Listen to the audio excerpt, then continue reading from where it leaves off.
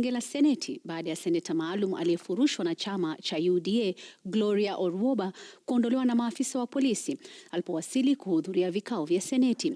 Orwoba alisisitiza kuwa yeye ni seneta, akitegemea uamuzi wa Mahakama Kuu uliotolewa mwezi huu uliositisha kutimuliwa kwake hadi kesi ya kupinga uamuzi huo ikamilike. Bunge liliondolewa kwa mara nyingine vuta nikuvuma aliyetimuliwa na chama cha UDA Gloria Orwoba alipojaribu kuhudhuria vikao vya Seneti bado ni seneta kutokana na uamuzi wa Mahakama Kuu mwezi Aprili mwaka huu. Yes. Uamuzi huu ulisema anapaswa kusalia katika wadhifa huo hadi kesi iliyowasilishwa kuhusu kutimuliwa kwake itakaposikizwa na kuamuliwa.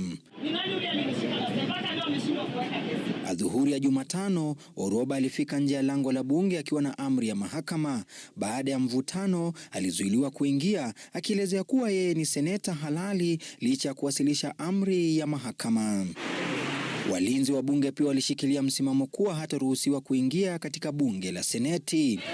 Alipoendelea kusisitiza kuwa na haki ya kuhudhuria vikao hivyo kama seneta, maafisa wa polisi waliliondoa gari lake lililokuwa limeegeshwa nje ya lango la bunge, Orwoba akisisitiza kuwa hataliondoa. Hatimaye, alipojaribu kujifungia kwenye lango la bunge, maafisa wa polisi walimuondoa na kumbeba hobela hadi kituo cha polisi cha bunge alikozuiliwa.